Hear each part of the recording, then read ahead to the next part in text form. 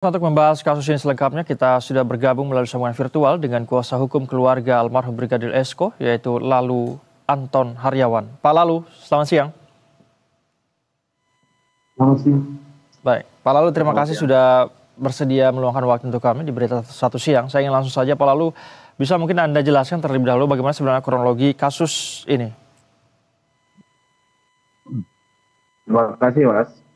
Jadi awalnya kronologi kasus ini, pada tanggal 19 Agustus, hilanglah almarhum Brigadir Esko.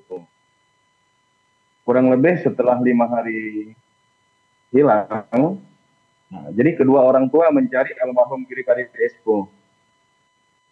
Jadi si ibu dari korban intens bertanya kepada si tersangka, mengapa HP Brigadir Esko tidak pernah aktif. Tetapi dijawab oleh si tersangka bahwa si istri pun, si tersangka pun sudah lelah mencari Brigadir Esko. Maka si tersangka berinisiatif mencari paranormal. Disampaikanlah ke ibu korban bahwa tersangka ada di ujung pantai Bangku-Bangku namanya. Tetapi si ibu korban menjawab, saya ini adalah ibu kandungnya. Saya yakin anak saya ada di sekitar rumah. Maksudnya di dekat TKP. Maka besok paginya, pada tanggal 24 Agustus, almarhum Brigadir Esko ditemukan kurang lebih 12 meter dari rumah si tersangka dan rumah almarhum Brigadir Esko. Dengan leher terikat, bahwa saat itu simpang siur bahwa almarhum Brigadir Esko ini meninggal bunuh diri. Siapa yang pertama kali menemukan itu, Pak Lalu? Dan salah satu warga saat itu menemukan. Saat itu dilakukanlah karena ada kejanggalan. Ya, dari tali itu kan tidak kencang ya. Maka dilakukanlah otopsi saat itu. Setelah hasil otopsi keluar, diketahuilah Brigadir Esko itu meninggal akibat tumpulan benda tumpul di belakang kepala. Dan juga ada sayatan benda tajam di tangan kiri. Maka fix bunuh diri, terbantahkan dengan dibunuh. Nah, yang janggal di kasus ini, istri dari almarhum Brigadir Esko tidak mau membuat laporan polisi. Yang membuat laporan polisi tersebut adalah ayah Brigadir Esko. Maka kasus naik ke tahap penyidikan. Maka kami meminta dilakukan sita handphone saat itu. Dan beberapa CCTV.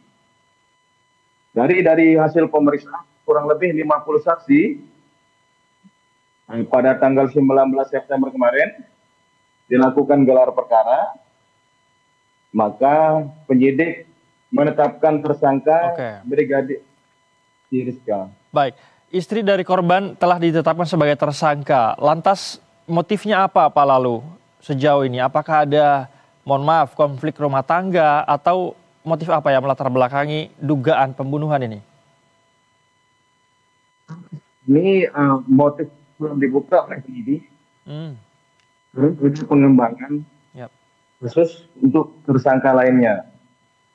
Karena kami sepakat bahwa tidak mungkin seorang Rizka, seorang wanita mampu melakukan pembunuhan yang begitu keji seorang diri. Tapi kalau dari pihak keluarga, Pak Lalu, tapi kalau dari pihak keluarga dugaan sementara apa kira-kira motifnya?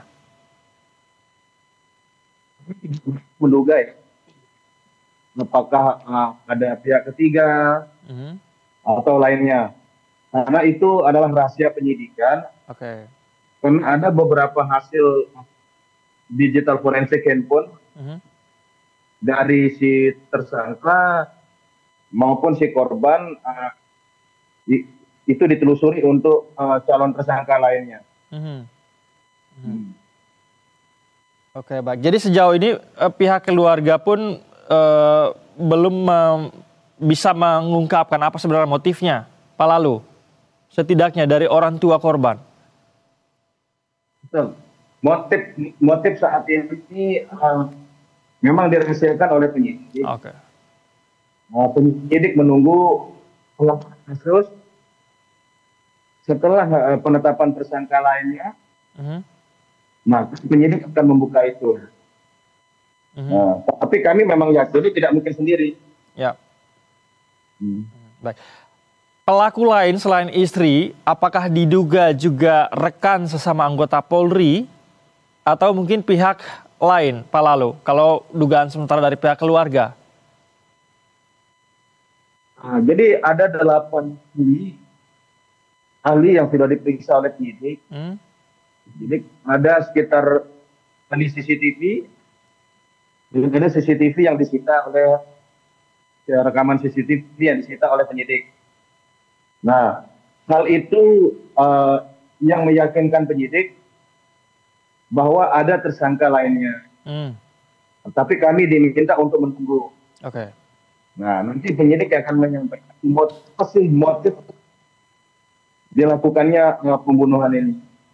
Baik, kita akan tunggu seperti apa perkembangan penyidikan ini, Pak Anton, Pak Lalu Anton Haryawan. Terima kasih atas informasi Anda paparkan kepada kami, kuasa hukum keluarga almarhum Brigadir Esko. Selamat kembali beraktivitas, Pak Lalu.